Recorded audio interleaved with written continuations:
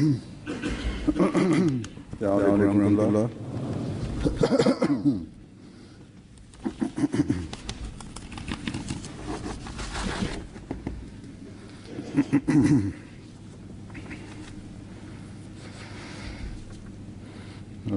أن لا إله إلا الله وحده لا شريك له وأشهد أن محمدا عبده ورسوله أما بعد فأعوذ بالله من الشيطان الرجيم بسم الله الرحمن الرحيم الحمد لله رب العالمين الرحمن الرحيم مالك يوم الدين إياك نعبد وإياك نستعين اهدنا الصراط المستقيم صراط الذين أنعمت عليهم غير المغضوب عليهم ولا الضالين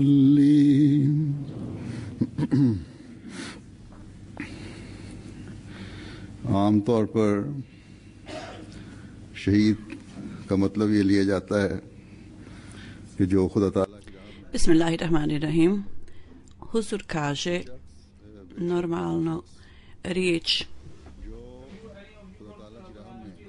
šahid je riječ koja se koristi za osobu koja svoj život žrtvuje na Allahovom putu, iako osoba koja na Allahovom putu dadne život normalno dobija položaj šehida i Allah dželešanu otvara vrata dženneta za njega.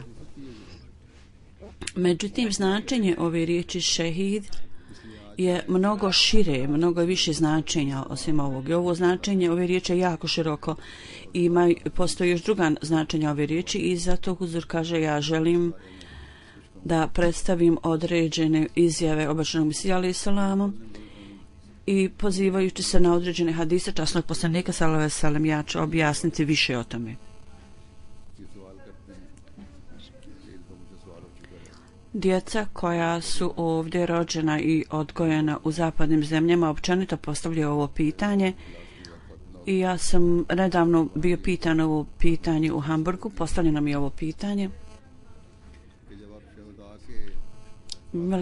Imali smo čas vakfina djece i jedno dijete upravo pitalo ovo pitanje rekla je kada spomenete ove događaje šehida, u slučaju većine njih spomenuto je da su govorili svojoj bliskoj rodbini da mole Boga da bude ubijen, da bude šehid, dakle da dobije položaj šehida, ili da je ovakva vrsta šehida, položaj šehida postignuta osobe koja ima ovakvu sreću. Dakle, postavlja se pitanje ako ovi ljudi tako traže dove od svojih ljudi, zašto u svoj dom zašto ne traže dove da dobijemo pobjedu? Uzrokar sigurno će pobjeda biti nad neprijateljima. Ovo je prva dova i za duhovnu zajednicu Allah dželešanu je dao obećanje da će prevlast biti data onim ljudima i pobjeda je za njih. I Mesih Maud alejhi selam, njemu je također Allah dželešanu rekao i dao mu je dobre vijesti o njegove pobjedi i uspjehu. I Allah mu je dao radosnu vijest o prevlasti i uzdizanju. I mi znamo da će džemat Ahmedija će vidjeti vrlo jasne znakove ovoga I mi već vidimo ukazivanje na to. Zapravo svake godine, uprkos sve opozicije suprotstavljanja, ljudi u stotinama i hiljadama pridružuju se našim džematu. Još je više bajate, još je više ovih novih članova u zemljama gdje je opozicija snažna. Dakle, sve ove stvari, napredak i pobjede, ovo su pobjede koje mi vidimo svojim očima. Slično tome drugi programi koji džemat čini, radi i prelijepa slika koju džemat predstavlja ljudima svijeta i u nemuslimanskom svijetu, tako su uklonjene sumnje njihovim srcima. Dakle, sve ove pobjede i upravo ova stvar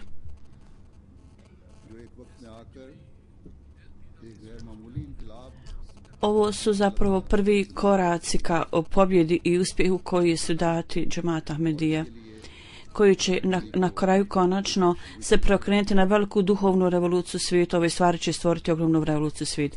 I za ovu svrhu svaki Ahmedi treba da čini najviše što može, zapravo da molite Allaha za ovu svrhu. U svakom slučaju Huzur kaže, s ciljem da postignemo visoke ciljeve, ljudi se moraju žrtvovati, dati velike žrtve. Žrtvovanje života je jedna od tih žrtava. I članovi džemata Ahmedija, gdje god da je potreba, gdje god postoji potreba, oni su uvijek spremni da se žrtvuju, da dadnu žrtve svih vrsta i uvijek su spremni za to. U tome je također uključen i dozvoljeno žrtvovanje života, koji za one ljude koji ovo čine, ali to im poklanja položaj u šehida, ubijenog. I oni ulaze u džennet Allahovog zadovoljstva. Međutim, kao što sam rekao, ubijstvo, šehid nije samo toliko, značenje šehida nije samo toliko u toj mjeri. Ako idemo u dublja značenja s ciljem da to uradimo, da odemo u dublja značenja, oni mlađi, oni koji pitaju pitanja o tome, oni imaju potrebu da razumiju i također stariji treba da znaju, tako da položaj šehida tako da svako treba da nastoji da postigne taj položaj šehida,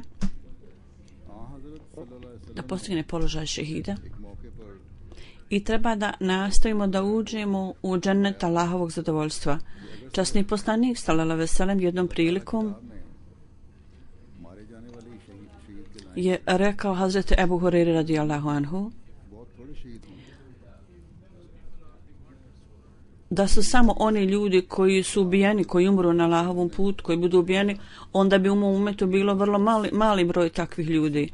Ima jedan hadis, zabilježen u muslimbijski hadisa, gdje je časni poslanik sallallahu alejhi ve sellem rekao, osoba sa iskrenim namjerama kad moli Allah da postane šehid, Allah dželešanuhu će ga uvesti u kategoriju šehida, čak i ako umre u svom krevetu. U vrijeme bitke na Bedru vidimo da je časni poslanik sallallahu alejhi ve sellem, on je prizivao Allahovo obećanje i molio je za ovaj uspjeh. I on se zaklio onim životom onih ljudi koji su mu bili u društvu u bitci prilikom bitke na Bedru. On nije molio za šehide u tom smislu da žrtvuju svoje živote, da budu ubijeni. Jer da su oni svi umrli, niko ne bi ostao da moli Allaha, da su oni svi bili ubijeni. Allah dželešanu isto tako, uzmajući u obzir svrhu stvaranja ljudi koje Allah dželešanu spomenuo, to je ibadet, znači obožavanje Allaha. Zbog toga istinska svrha stvaranja mu'mina nije samo da žrtvuje svoj život jedan put, nego zapravo da neprestano žrtvuje svoj život bez prestanka radi sticanja Allahovog zadovoljstva. Mora biti učinjen napor za tu svrhu i uvijek treba da budemo spremni za ovu žrtvu. Da, također je spomenuto u hadisu da mu'min ne treba da moli Allaha samo da se sukobi u bitci, nego kad je silom unatjerano to, onda kad je protiv religije napravljen napad da se oduzme život mumina, onda ne treba da se povlači i da se povlači sa strahom. Zapravo na hrabar i smio način i srčan treba da ide naprijed, da dadne žrtvu, da žrtvuje svoj život. Kad je data odobrenje, data za borbu i kad su bili uvjeti tam za to, onda poslije nadmetanjem ili borbom s neprijateljima i poslije žrtvovanja svog života, muslimani su dobivali položaj pobjede. Nije bilo nikakvog elementa straha ili nemira, zabrinutosti ili nemir. U to vrijeme nije bilo takvih ratova, takvog rata. Neprijatelji džemata Ahmedija, oni koji su kukavice, uvijek napadaju tajno. Međutim, čak i da dođu otvoreno i napadu, čak i u tom slučaju nema nikakve naredbe da počnemo se boriti sa tim ljudima. Neki ljudi dobivaju pisma prijetnje i upozorenja u kojima im se kaže ili napusti Ahmedijat ili budi spreman da umreš. U to vrijeme od hrabrog muslimana se zahtjeva i Ahmedi i muslimani u Pakistanu pokazuju to vrlo otvoreno.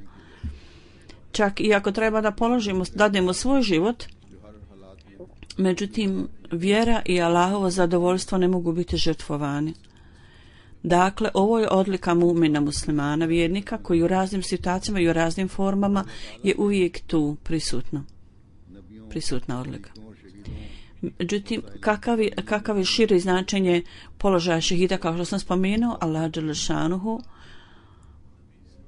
Allahu nabi sidik šehid esali, da budemo uključeni u ove kategorije. Allah dželle šanuhu je poučio vjernike o dovi. Šta je značenje toga? Koja je filozofija toga? I šta je dubina značenja u tome?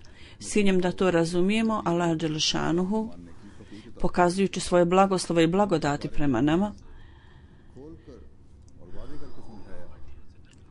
Allah nas je omogućio, sposobio da vjerujemo u imamovog doba, zatim je Simod al-Islama, koji je ove stvari objasnio i potpuno učinio nam jasnim šta je to, šta je ovo. Huzur kaže danas, kao što sam spomenuo, ne bi Sidik šehidi Salih, ja sam već spomenuo, ja neću ići u detalje njihovih vrlina odlika, nego u pogledu šehid, ubijenog šehida, pitanje je postavljeno i to je tema koji ću ja položaj, taj koji ću ja objasniti uz objašnjenja o čemu se Ali Salam kako on to objasnio. Jer se sada diskutujemo o pitanju šehida, o tom položaju. Hazreti Mesih Maud alejhi selam na raznim mjestima objasnio je stvarno značenje i značaj položaja šehida. I ja ću predstaviti neke isječke.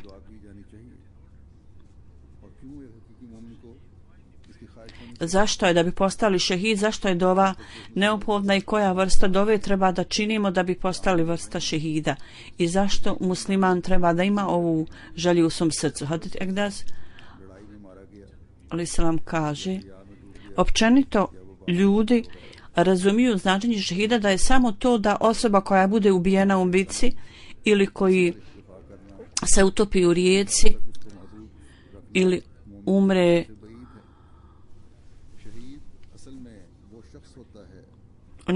nekom druge nesreće. Međutim, kao što sam rekao, ograničiti značenje na ovo nije u redu. Šehid je zapravo ona osoba koja dobije snagu, jakost, ustane očistosti od Allaha dželle šanuhu i nikakav potres, nikakav zemljotres ne mogu ga uzrmati u njegovoj vjeri ili ukloniti ga. U teškoćama i kušnjama oni uvijek naprijed u prvim redovima. Utoliko mi je da samo radi Allaha dželle šanuhu, ako treba da položi svoj život, onda on pokaže izvanrednu čvrstinu i hrabrost i srčanost i on bez ikakvog straha ili bola, žalosti ili zabrinutosti on stoji naspram svega toga. Bez obzira na zabrinutost, bol ili žalost, on je spreman i nudi svoju glavu za svrhu ove žrtve. I on želi da ponovo i ponovo dobije život, samo da bi ponovo i ponovo dao svoj život radi Allaha. Toliko je mnogo radosti i zadovoljstva iz ovoga osoba dobiva, da svaki bol koji on primio, koji je podnio, daje mu takav novi svježi užitak i radost i sreću. Ovo je značenje šehida. Nadalje, ova riječ je izvedena iz riječi šahd, što znači med. Znači, iz ovog korijena riječi koji je izvedena i riječ med. Ljudi koji prolaze kroz razne teškoće i u obavljanju ibadeta i klanjanja namaza i u svim teškim situacijama na Allahovom putu uvijek postanu spremni samo da se obraćaju Allahu. Kao med oni nalaze ovu vrstu slasti i ukusa.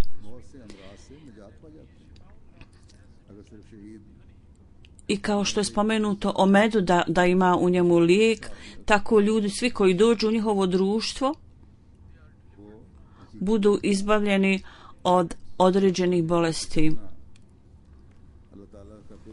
Prema tome, ovaj stvarna dobrota slijeđenja puteva Allahovog zadovoljstva i da dobijemo Allahovu blizinu, ovo je također položaj šehida i ljudi koji žive u njihovom društvu, oni isto tako budu izbavljeni od ovih bolesti, raznih bolesti.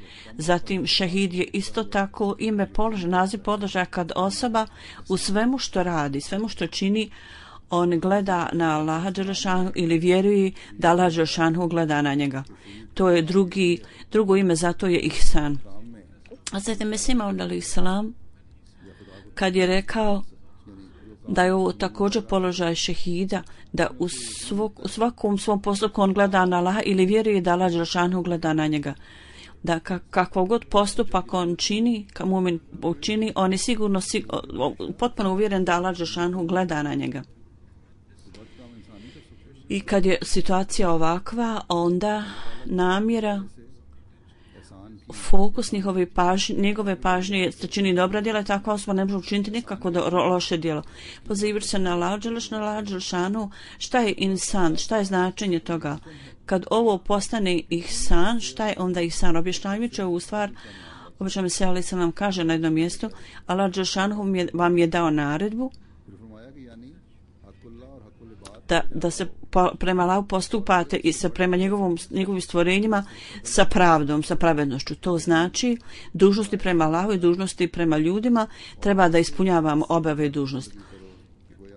Ako možete učiniti više, onda učinite ihsan, znači da činimo više nego što su obavezne stvari, da pokažemo pokornost i poslušnost Allahu na takav način da to treba da bude više od obaveznog, znači više od obaveznog ibadeta i obraćanja. Međutim, treba da nadilazimo u tome. Treba da znači činimo i dobrovoljni namaz, znači na vafl, da ispunimo obaveze prema ibadetu, da budemo imali vezu sa njim. Da bi to učinili, ovo je stvarna pokornost, to je zapravo ihsan i ovo osobu dovodi u položaj šehida. I više nego što je obaveza, treba da budemo više naklonjeni ljudima, da budemo više ljubazni prema ljudima.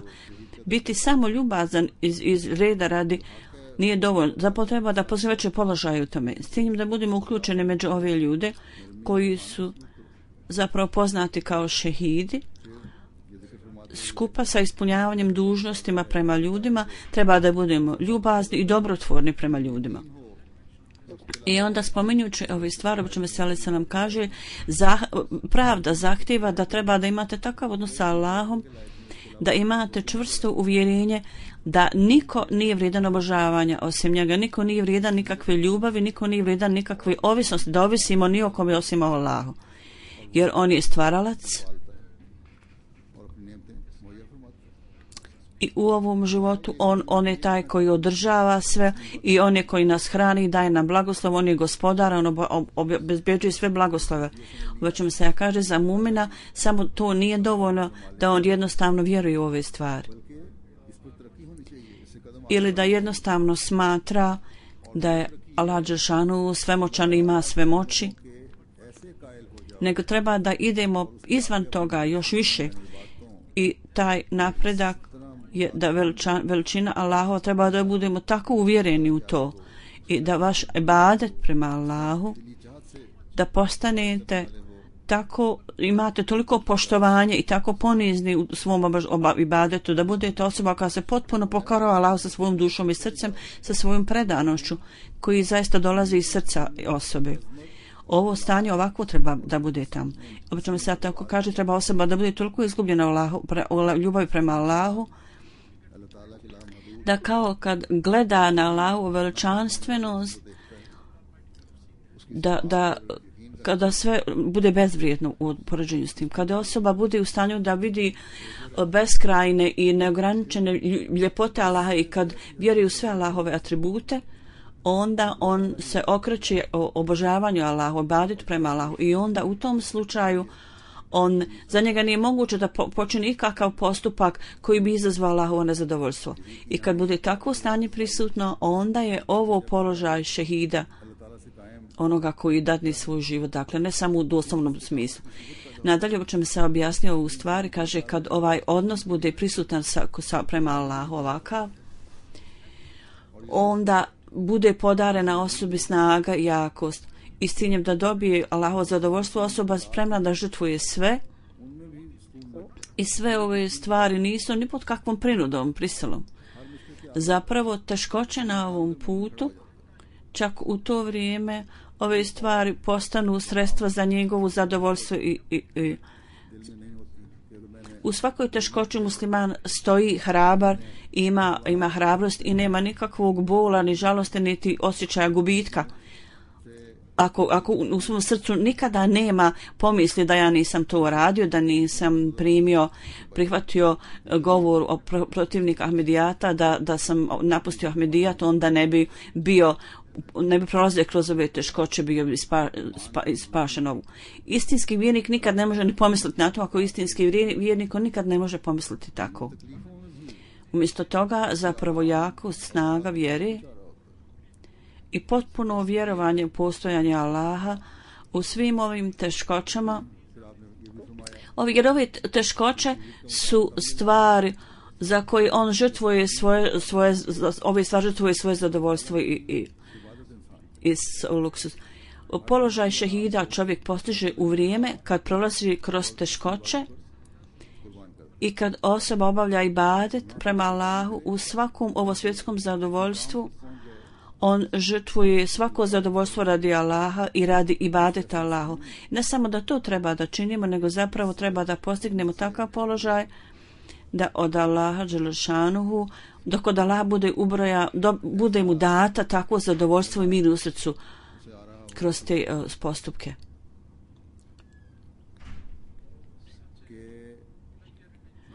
Tako zadovoljstvo i užitak su prisutni u ibadetu.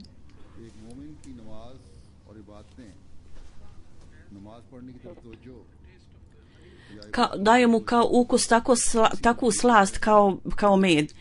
Kad zadovoljstvo u ibadetu i u njegovom seždama i kompletnom ibadetu, da ne bude nikakve prinude, nego samo da bude zbog čvrstog vjerovanja Allaha dželešanu, zbog ove svrhe da Allaha dželešanu gleda na njega.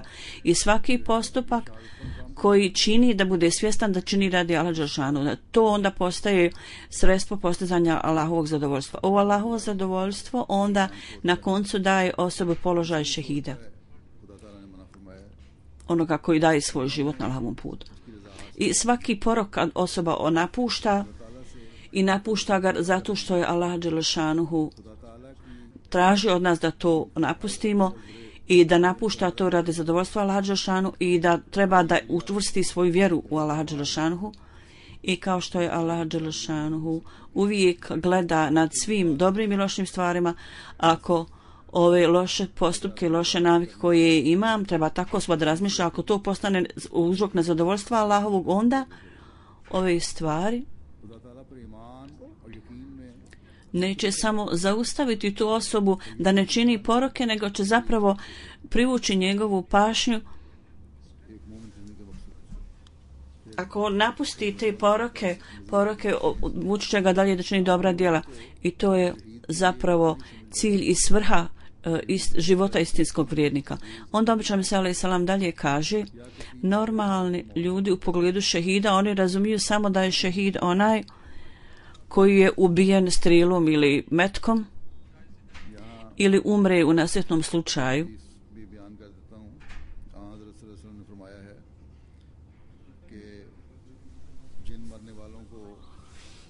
Ja želim spomenuti jedan hadis časnog poslanika sallallahu alejhi ve sellem u kojem je časni poslanik rekao,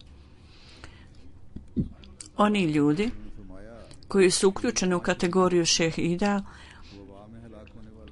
u jednom hadisu je spomenuto da je časni poslanik sallallahu alejhi ve sellem rekao, šehida ima 5 kategorija.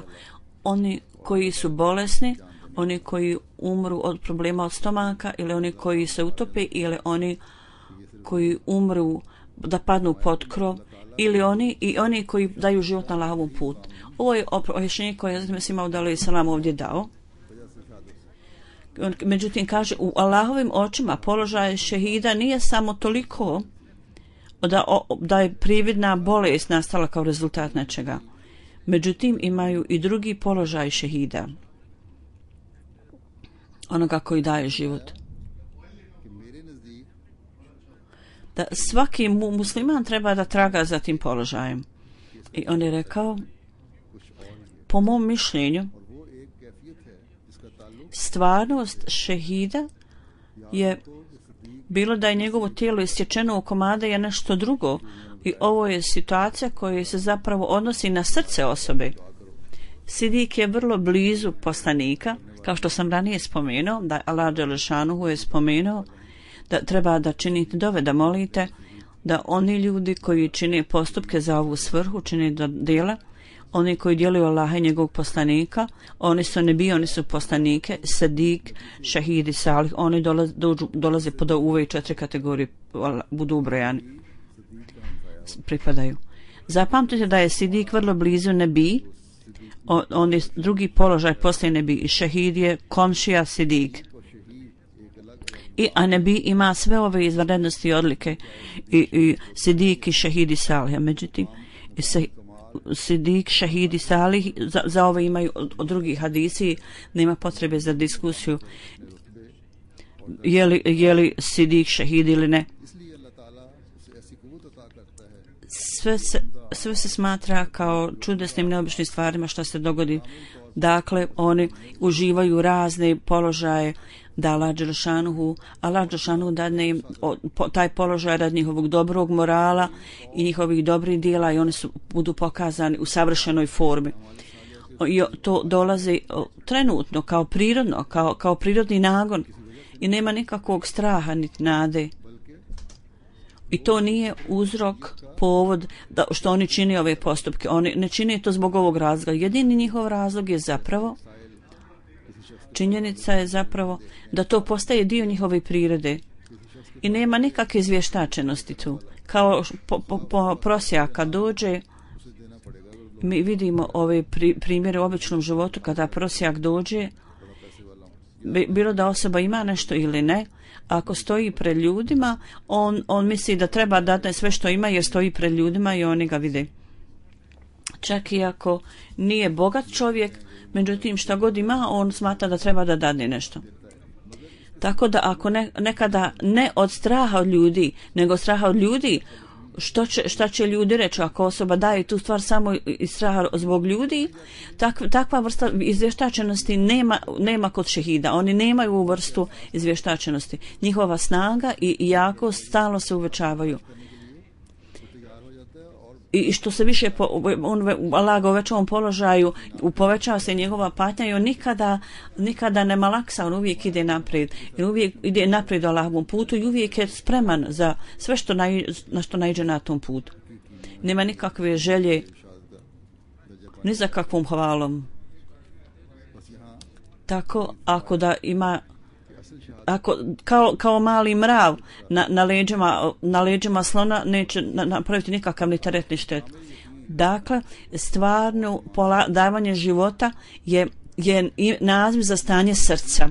I kad je stanje srca a to stanje srca tako dolazi sa čvrstim vjerovanjem Allaha i uvjerenjem u Allaha. Ta sigurnost, kao što je objašnjeno, da vjernik smatra da svaki moj postupak gleda na sve što ja radim i sve što treba da radim, ja treba da radim radi Allaha. I dobar moral i dobra djela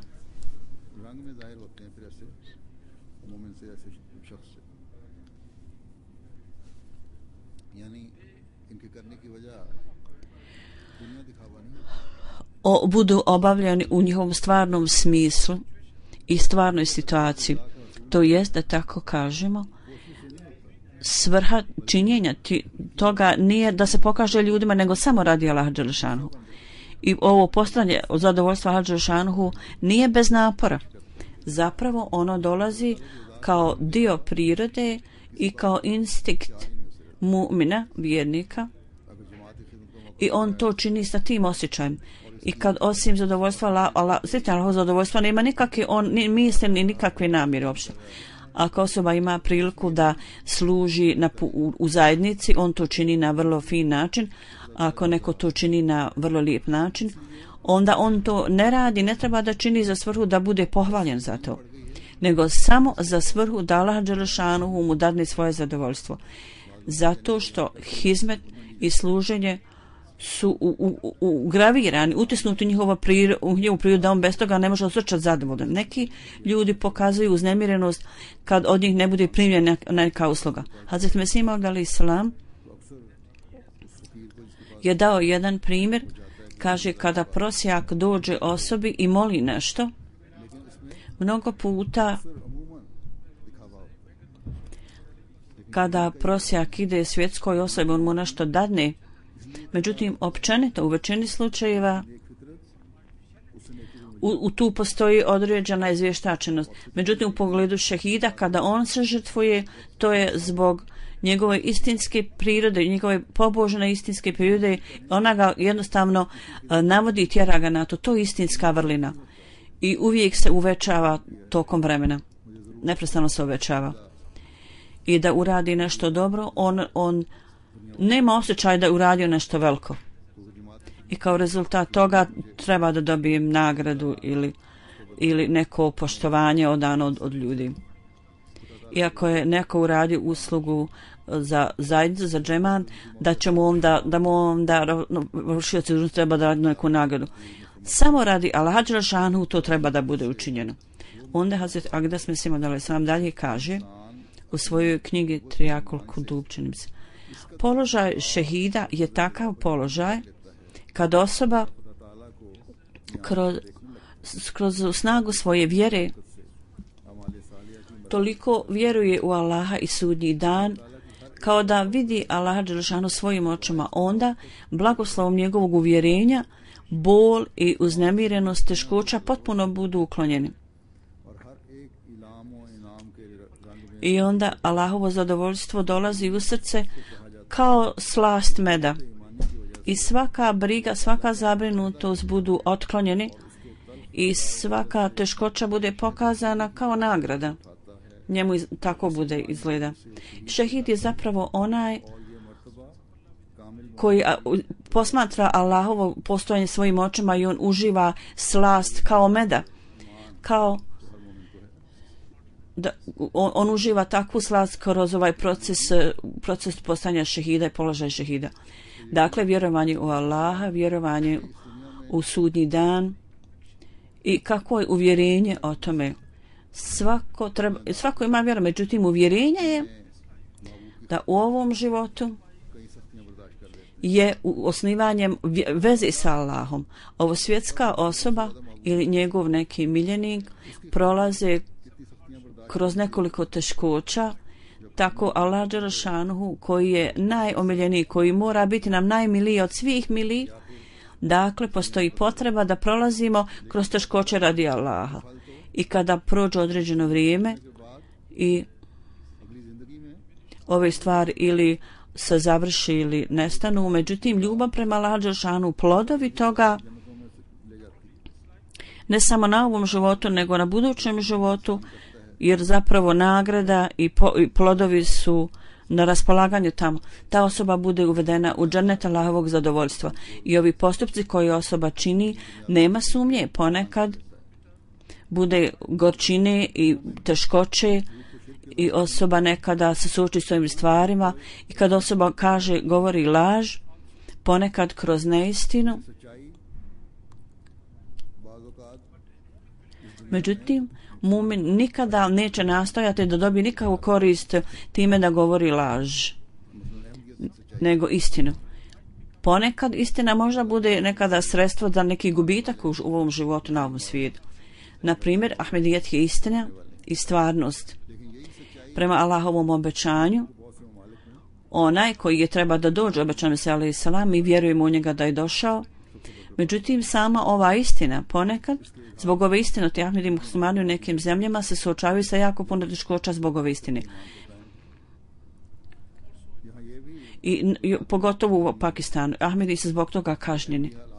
Međutim, oni ipak ostanu čvrsto ukorijenjeni u svojoj vjeri. Ja ovdje moram reći, slučajno sam ja to ovdje spomenuo, i sada moram reći ovdje da Ahmedi muslimani, ima neki Ahmedi muslimana koji su došli ovdje i traže azil ovdje zbog teškoća s kojima su se suočili. I zbog toga što kažu istinu, oni moraju nekada iseliti svoje zemlje. Međutim, ako su morali doći ovdje, oni nekada neki ljudi iznose lažne izjave i tako izbrišu sve dobre stvari. U ovim zemljama jako se cijeni istina.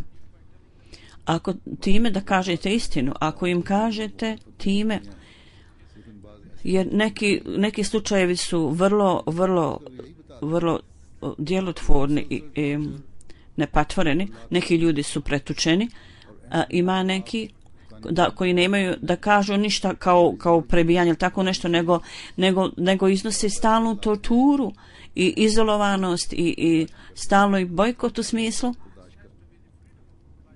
To je otelo život ljudi u Pakistanu i takvo stanje ljudi ne mogu da tolerišu. I ako tako to iznesete, i treba da samo iznesete svoje, jer svako ima drugačiju stepen tolerantnosti. Ako oni kažu 100.000 Ahmedi muslimana koji nastavljaju da tamo žive, međutim svaki pojedinac ima drugačiji standard tolerancije. Dakle, ako kažete mi nismo mogli tolerisati u situaciji, mi smo morali seliti. To su jednostavne riječi, ovi ljudi će to prihvatiti. Sa osjećanjem ljubaznosti, sa osjećanja, ponekad bude data viza.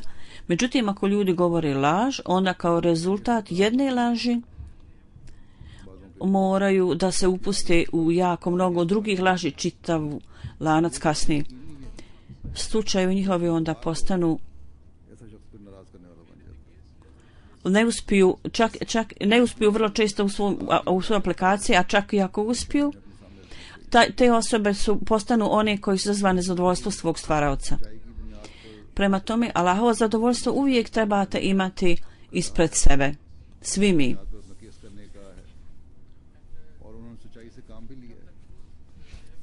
Da kažemo istinu, ja sam to spomenuo, na bazi toga treba da predstavite svoj slučaj.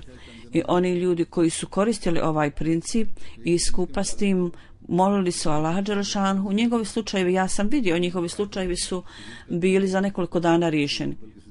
Prema jednom hadisu, ljudi koji se drže istine, oni ljudi koji isele iz jedne zemlje u drugu, oni su također sidiki šehid ubrojeni u te položaje. U Abu Daudu je hadis koji časni poslanik iznio, gdje kaže ako osoba zbog kušnji u svojoj vjeri s ciljem da zaštiti svoju vjeru, ako iseli s jednog mjesta na drugo, on je u Allahovim očima sidik. Ako on umre u tom stanju, on je šehid. Tako on je naveo ovaj ajet da kaže, oni ljudi koji vjeruju u Allaha i njegove poslanike, oni su u Allahovim očima sidiki šehid. Oni koji s ciljem da zaštite svoju vjeru nastoji da isele iz jedne zemlje u drugu. Na sudnjem danu oni će biti uz Hazreti Isa alejhi selama i imat će isti položaj u džennetu. Dakle, oni ljudi koji su došli ovdje radi religije, oni uvijek utemeljuju istinu i očavaju svoju vjeru.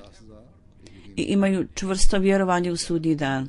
Hazreti Mesih Maud alejhi salam je spomenuo na jednom mjestu da nagrada i kazna su nešto sigurno određeno, i Allah dželešanu je spomenuo i obećani Mesija alejhi salam i časni poslanik zapravo je također spomenuo. Hazreti Mesih Maud alejhi salam je objasnio da u skladu sa Allahovom naredbom trošite svoj život. Zašto? Da ne dobijete bolju nagradu od Allaha. Radi ovo svjetskih želja dobit ćete kaznu i bit ćete primaoci Allahove kazne.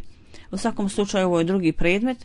Međutim, kratak sažetak ovoga je da oni ljudi koji uvijek ispred sebe imaju u vidu sudnji dan, imaju čvrsto vjerovanje u Allaha dželešanu i vjeruju u to, i ta osoba je također šehid. Hazreti Agdas Mesih Maud alejhi salam dalje kaže da izvanrednost šehida je da naspram teškoća i kušnji on ima takvu čvrstu vjeru i vjerovanje da treba da pokaže takvu odliku u čvrstine i ustrajnosti, treba da bude izvanredno i to treba da bude veličanstveni znak Allahov. I on dalje kaže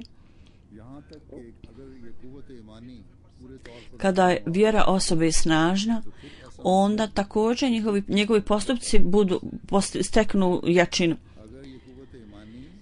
Ako je jačina vjere zrela, onda osoba dolazi u položaj šehida. Ova jačina vjere kad je potpunosti razvijena, onda takav vjernik dolazi u položaj šehida. Jer nikakav njegov postupak nema nekakvog postupka zapravo koji može njega da zaustaviti od tog. On nema nikakve uzdržavanja da ponudi svoj život. Dakle, položaj šehida nije samo da dadne život u doslovnom smislu, nego da postigne visine u vjeri i da stekne Allahovo zadovoljstvo. To je cilj u svakom postupku, u svakom dijelu, da treba da ima ovakvu čvrsto vjeru da Allah gleda na njega. Ukratko, mogu da kažem još ovu stvar, da Allah dželešanu je za vjernika koji su standard koje Allah dželešanu utvrdio za mu'mina. Allah dželešanu kaže oni vjeruju u nevidljivo. On kaže obavljajte namaz i trošite na Allahovom putu, i svi poslanici i časni poslanik imajte čvrstu vjeru, sve poslanike časnog poslanika i u imama ovog doba, u Mesih Maud alejhi salam, vjerujte u njega. Allah dželešanu kaže i vjerujte u sudnji dan, i također vjerujte u one stvari, obećane stvari koje će se dogoditi, ostvariti u kasnije doba. I najvažnije od svega toga da vjerujete u dolazak obećanog Mesija alejhi selam. Zato je obećani Mesija alejhi selam spomenuo da u ovom dijelu ajeta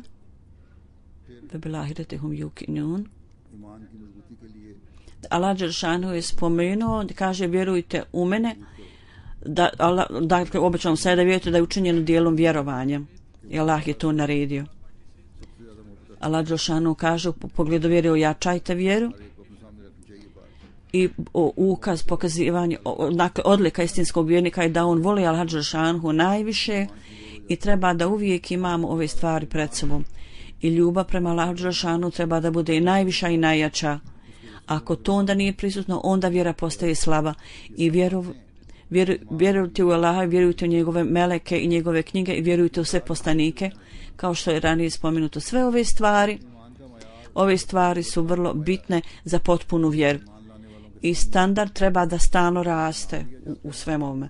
Zatim, u pogledu imana, Allah dželešanu je spomenuo, kad ispred ovih vjernika, kad ime Allah dželešanu je proglašeno, onda njihova srca ustrhte od straha i strahopoštovanja prema Allahu dželešanu. I onda Allah dželešanu kaže vjernici su oni koji na Allahovom putu čine džihad, znači borbu.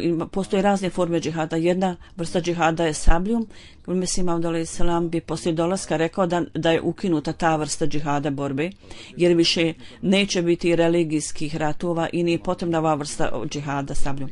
Džihad koji je dužnost Ahmedi muslimana treba da bude obavljen u svakoj zemlji od strane svakog Ahmedi muslimana, je u svrhu ojačavanja vjere, treba radi jačanja vjere i da steknete položaj šehida je da činite tabligh, širenje poruke. Dok činite džihad, da sebe reformišete, slično tome, odgovornost je svakog ahmedija muslimana u svakoj zemlji, na svakom mjestu. I svaki pojedini ahmedi treba da čini tabligh, širenje poruke. Ovo je dužnost za svakog ahmedi koji je došao ovdje, da treba da uzmu učešće u ovoj borbu tabligh, širenju poruke. Zatim obično se dalje kaže radi al-Đelešanuhu da iselite se radi al-Đelešanuhu, ovo je dio vjeri. I isto tako u odlika vjere, onda ovi vjernici kad budu pozvani raznim Allahovim naredbama uvijek kažu samina ve atana, mi smo čuli. Oni ne slušaju jednim uhom, a da im to izađe na drugo uho, nego njihov stav je takav da oni slušaju i poslušaju i udovolji tome. To treba da bude put istinskog vjernika. Jako je mnogo riječi savjeta. Oni nisu za svrhu da vi slušate i da je to dovoljno. Treba da postupate u skladu s tim. Samina ve atana. Treba da bude vaš to postupak. Čuli smo i pokoravamo se. Dakle, da budete potpuno pokorni tome. Kad učinite ovakve napore, onda ćete biti istinski vjernici. Onda ćete iti do tog položaja koji je dat osobi, položaj šehida, odnosno onoga koji daje svoj život.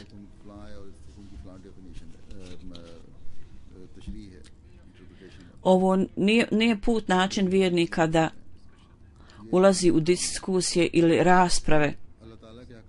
Ovo je ovako, ovo je onako, ovo je objašnjenje ovoga ovako. I da nalazi izgovore. Ovo nije način i put istinskog vjernika. Ovo su ljudi koji slušaju Allahove naredbe i imaju u sebi osjećaj strahopoštovanja i straha i zabrinutosti u njihovom srcu. To je također jedna od odlika vjernika. I onda s ciljem da postupaju u skladu sa svim ovim naredbama, oni se pokoravaju Allahu Đelešanuhu. I onda ovi ljudi koji neprestano uvećavaju svoju ljubav prema časnom poslaniku, oni su također istinski vjernici. Ovo su odlike koji treba da se nalaze kod svakog vjernika. Zapravo u ovo vrijeme, u ovo doba, kao što je Mesih Maud alejhi selam spomenuo, u uvjetima bajata, da slijedeći plemeniti uzor časnog poslanika i također da nastavimo njegovu misiju. Najveći zaljubljenik koji je bio uzdignut u ovo doba obećan Mesih alejhi selam, da imamo odnos s njim i treba taj odnos da bude snažniji od svih drugih odnosa koje imamo, od svih drugih veza. Ovo su odlike, kao što sam rekao, koji treba da se nalazi kod svakog vjernika. Kad su ovakvi uvjeti tamo i kad su ovi atributi tamo da se mogu vidjeti, bilo da on umre prirodnom smrću, ta osoba dobija položaj šehida. Treba da nastojimo s ciljem da postignemo ovaj položaj, treba da imamo čvrstu vjeru u Allaha Đelešanuhu, čvrstu vjeru u sudnji dan i u svakom postupku treba da imamo čvrstu vjeru.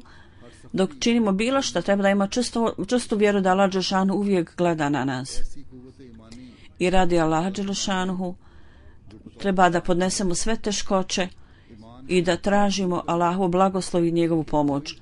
I treba da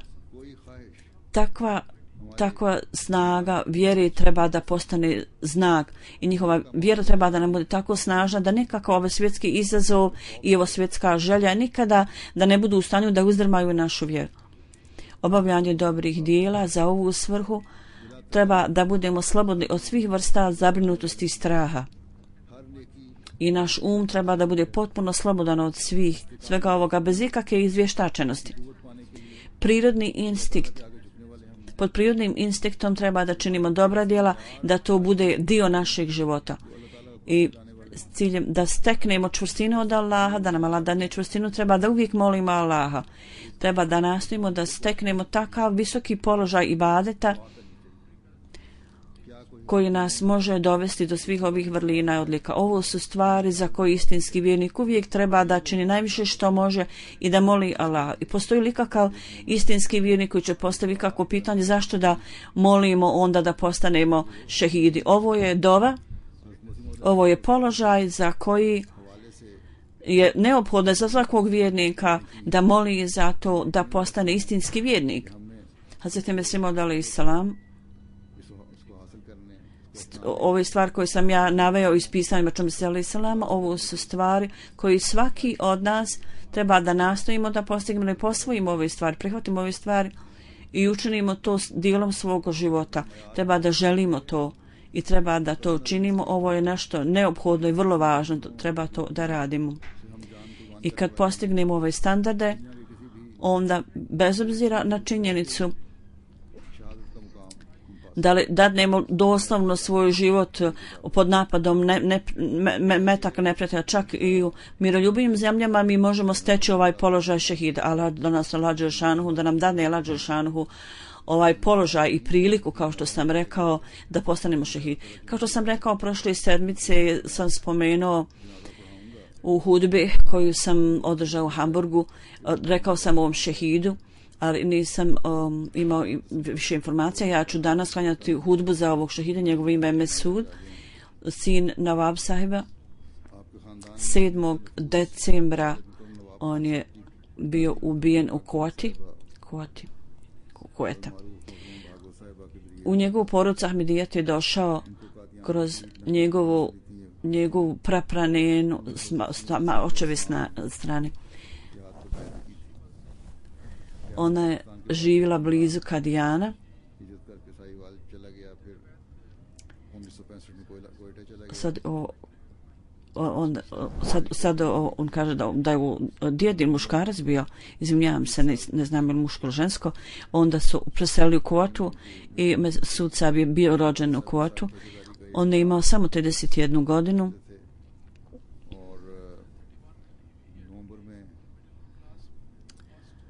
On imao srednje obrazovanje. On imao je neki posao skupa sa svojim ocem. U novembru ove godine Manzur Ahmad Sahib je također bio ubijen.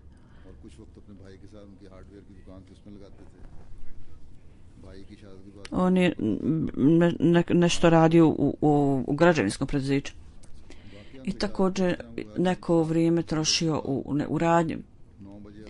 I sadašnji šehid je preuzeo posao od svog brata. Ovaj događaj se dogodio 7. decembra, 9 sati. On je skupa sa svojim radnikom stigao u radnju i onda je odvezao dvoje djeci u školu. I kad se vraćao natrag, dvoje ljudi na motorima nepoznatih napadača napali su ga, pucali su njega i kao rezultat toga pogodilo ga 5 metaka, su ga podli u čelo i jedna u rame. Odvezli su ga odmah u bolnicu, međutim on nije mogao preživjeti i umro je na putu. Inna lillahi wa inna ilaihi rađiun. Kao što sam rekao, njegov stariji brat je također ubijen prošlog mjeseca, to je znači njegov brat bio. 2009. on je također bio zatvoren i poslije 12 dana, nakon što je primio veliku kaznu, on je na kraju bio oslobođen. Jako je bio naklonjen da čini usluge ljudima, gdje god je medicinski kamp postavljen da se pomaže ljudima, on ne samo da je davao svoje auto za ovo, nego skupa išao s ljudima i uzimaju učešće u služenju ljudima u raznim kapacitetima. On je pazio na misionare koji dolaze u kvotu, bio je zadovoljan da im služi i da obavlja dužnost sigurnosti. On je to obavljao sa velikim užitkom, pogotovo u vrijeme džume. I Sadr Sahib u Satali Town gradu kaže, ovaj šehid je bio vrlo gostoprimljiv, vrlo skroman, vrlo ljubazne prirode i nikada nije bio ljut ni s kim, niti je ikoga ljutio. Ponekad su protivnici kad bi upotrebljavali vrlo loš jezik, on je osjećao to, ali je ignorisao, zanemarivao to. Međutim, ponekad bi plakao zbog ovih stvari i kaže, neki protivnici upotrebljavaju ove riječi protiv mene. 3 dana prije ovog ubijstva, jedan gospodin kaže, on je meni rekao zašto ne uzmeš od mene doprinos, istog dana je platio. On je jako volio svoju ženu i djecu. nikada nije govorio da je galamio, jako je poštovao i svoje roditelje, brinuo se o njima. Nawab Khan sahib je njegov otac, Saida Maksud njegova žena i njegov sin Masrur Ahmad. Ovo su djeca ovog ubijenog. 9 godina jedno djete, Marijem kćerka je 9 godina i 6 godina sin Masrur. Njegova majka je umrla i on ima maćehu, njegov otac se ponovo ženio.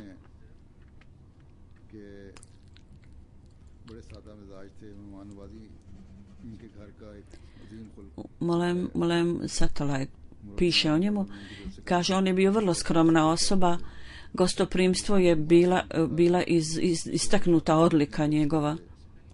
On je jako poštio Murabi Sabove, imame i vjerske službenike.